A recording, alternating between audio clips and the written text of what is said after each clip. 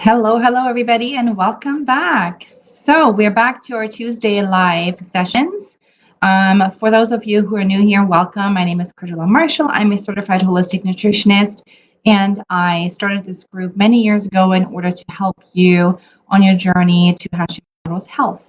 And we are just coming out of the 3-day challenge, which was so much excitement last week, and a lot of women have gotten, so many of you have gotten so many great takeaways and motivation and just really actionable steps to put into place. So I'm so happy that you guys participated so well, and thank you again for this amazing week.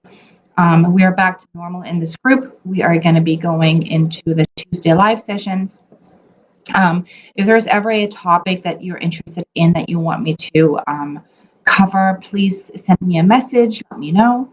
Um, Other than that, I will always pop in here and come with, important information that is relevant to everybody in this group to help you along the way.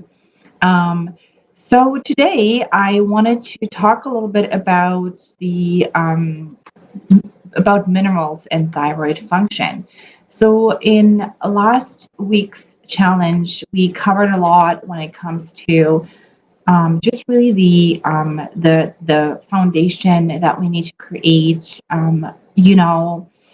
In order to have a healthy, symptom-free life with Hashimoto's, and that always revolves around supporting your immune system. Because I always say Hashimoto's is not a disease of the thyroid. The thyroid is suffering because of your immune system that has gone haywire for whatever reason.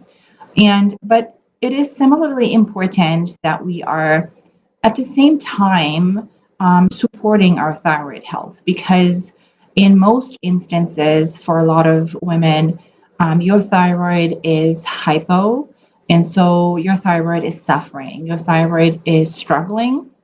And so it makes sense, as we are as we are supporting our immune system, that we are also supporting our thyroid gland at the same time. Today, I wanted to share 3 really important minerals that are involved in thyroid health, and I'll explain a little bit in detail on how that works. I'm going to share some foods with you that you can utilize in order to get those minerals in. We didn't talk much about minerals last week because it didn't really quite fit the information that I was going to share with you. But we do talk a lot about that in detail in my program. So there's a lot to say about minerals. There's a lot to say about specific foods that can help us on a glandular level, but also immune system. So the 3 minerals that I am sharing with you today are just a few of those minerals that are really important for your overall immune health, but specifically when it comes to thyroid. Okay, so maybe you want to take out a notebook and jot these things down, for reference. I will also post this video now in the guide section. All the lives will be in the guide section, so if you want to refer back to them, you can. And lastly, I just wanted to also mention to you guys that the doors to my program are still open until the end of the week. Like I mentioned to you in the challenge last week, the fast action bonus is now done. A couple of women have taken advantage of it, so congratulations. But again, the program is still priced at a 30% reduced investment than its original investment. So it's a very good deal, so to speak, and but it gives you so much value. So if you want to take this information that you learned with you and move it forward, and want the support and want the detailed steps on how to get out of fatigue and out of inflammation inside the 4-month program, please reach out. The doors are still open until the end of Friday, and you can always hop on a call with me. So let's get into the minerals. So I always tell my clients in my group that vitamins are just one part, and so are the macros, right? Like the protein and the fats and the carbohydrates.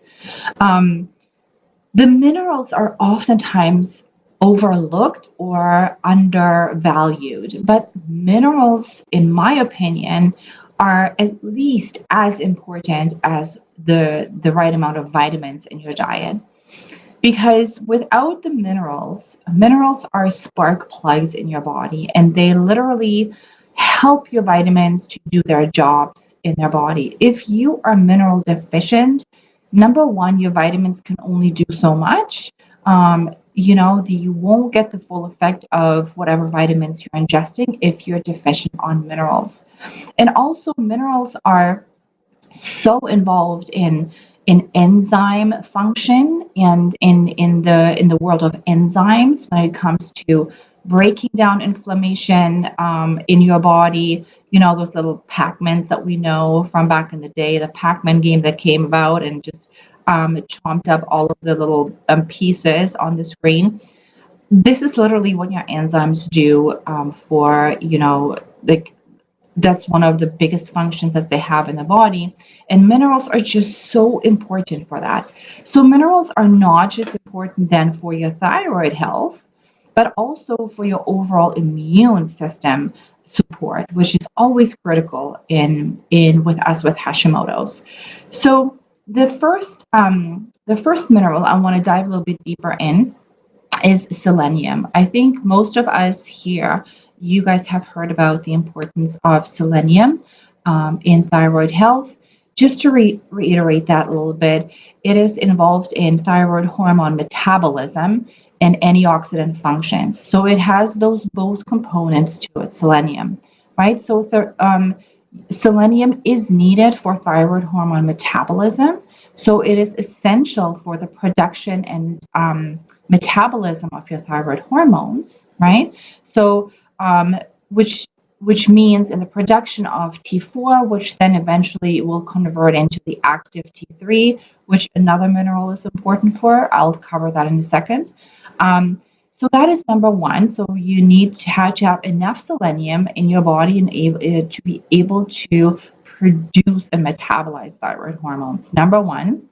But even more, like not more important, but as important is its antioxidant function. Okay, so it's a key component of another antioxidant, one of the biggest antioxidants in your body, which is glutathione. Um, so and so glutathione is literally what protects the thyroid gland from oxidative stress. So selenium has this antioxidant function, and it is really important to have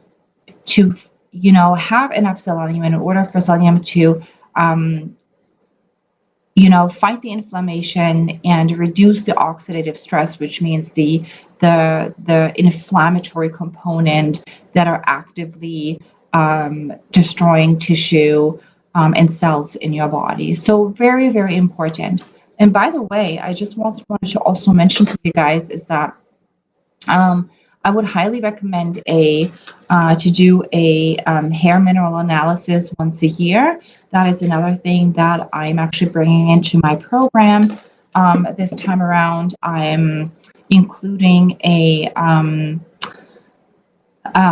mineral, like a hair mineral analysis test to every one of my clients inside my group, which can be eye-opening when it comes to deficiencies and where you might want to supplement and how and what type of foods you might be wanting to include a little bit more. So really, really good. I wanted to give you some examples of food that you can include in order for you to get your selenium levels in, because we don't always have to run to supplements right away. We can always go to food and include some foods first. So many of you have heard Brazil nuts. Brazil nuts are nutrient dense and extremely nutrient dense in selenium. So there's different theories out there, but generally speaking, 1 to 3 Brazil nuts a day will basically double the daily requirement for this nutrient. So you will give your body a really good shot of selenium if you are just eating 1 to 3 Brazil nuts a day. So then another sources are eggs and egg yolks, organ meats. So organ meats, I know everybody's favorite here. Seafood is good. Then muscle meat and specific mushrooms. Okay, so especially shiitake and button mushrooms are also a good source of selenium. All right, so that is number one, selenium. So write that down. The second one I was gonna talk to you about is zinc. Zinc is also very important for your thyroid. So, zinc is also required for thyroid hormone production, um, and it's very important to keep an optimal concentration, a balance for healthy levels of T3 to T4. Okay, so zinc is extremely important for that, and zinc is also at the same time similar to selenium, not so much on the antioxidant side of things, but more so for supporting your immune cells. Very important for your immune system. So many of you have probably heard that zinc is very helpful when you're starting with a cold. If you take some zinc supplementation, it can really help to ease symptoms and to get you through this a little bit faster. So zinc does have a really good supportive effect on your immune system. However, I will say that over supplementing, and that goes for all of the minerals, because those are micro doses that our body needs, and more is not always better because you can throw other minerals out of balance quite easily, and you can actually create imbalances that make your body become deficient in other minerals. So here's an example. You always have to understand that the minerals work in synchronicity in the body. They're like a concert. They need each other and they work with one another. And some minerals more so than others. And zinc is one of them. Zinc and copper are like best buddies. And so so I used to work in a health food store as a nutrition supplement advisor. I have seen people come in during the winter time, and they came to see me, and they said, "I don't know what's happening. My copper is so low, and I don't know why." And I've been eating all of the good foods and all of that, the copper-rich foods, and I just don't know what's happening. So I asked them, have you been supplementing zinc? Oh, yes, I have been. I mean, 50 milligrams at minimum because of cold and flu season, and they've been doing that for a very long time. And that was my answer right there. I said, you threw your copper and zinc balance completely out of balance because you have been over supplementing with zinc that the body didn't need. And so zinc suppressed copper. So this is one of the things you have to be very careful about, because if you are taking zinc for too long and too high of a dose, your copper levels will deplete in your body, and then you become copper deficient, which is not a great idea. So when it comes to zinc, there is a few sources of zinc that I can recommend to you guys. So number one, red meat. Red meat is a really good source of zinc. And then hearts of palm is another one. So for vegetarians, that would be a great one to eat. Some organ meats, so especially liver and heart, I know. So liver is honestly one of the most nutrient dense meats out there when it comes to minerals. Then we have seafood, especially oysters. We have some eggs, we have legumes, we have nuts, and we have whole grains. Okay, so these are really good sources of zinc. And the last one I was going to mention today is iron. Right? So I don't want to go into iodine. That is another topic for another day. I think that's going to be important to cover at one point as well. But let me talk a little bit about iron. So iron and thyroid are very much connected. Hypothyroidism is what I mean when I say thyroid. Iron is essential for the human body to synthesize and metabolize thyroid hormones. It's especially important for the conversion of T4 into the active hormone T3. Okay, so you have learned that selenium is more so important for the production of T4 and zinc as well. But the iron one is the one that helps in the conversion. So low levels of iron has so many um, you know so many negative effects down the line. But when it comes to thyroid health, it can really it can really stop the conversion. And so if you're sitting with high levels of T4 and you can't convert into T3, there's a few things that play here, but iron deficiency could be one of them, and you can get that very easily checked for you for sure. Because then the iron deficiency can definitely lead to hypothyroid like symptoms because of the thyroid hormone metabolism in the body. So definitely something to check out. Iron deficiencies are one of the biggest mineral deficiencies in North America. There are studies out there, it's one of the biggest ones. And I always, as you know me, I always say, why is that, right? Are people not eating enough iron rich foods? What's happening? And what I have come to realize is in the Hashimoto's world and the thyroid world is that iron is the iron is not the easiest thing to digest.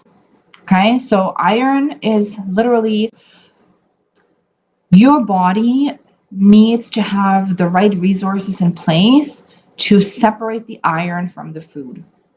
So it's not easily digested like, let's say, vitamin C or absorbed, right? It takes a little more effort, and you have to have much more power behind your digestion, your digestive health. So oftentimes, it's not that people are not eating enough iron. Oftentimes, the point is that they simply, number one, don't have the digestive strength to help their bodies to separate the iron from the food that it's attached to. And that happens in the stomach. And that happens to be hydrochloric acid, your stomach acid.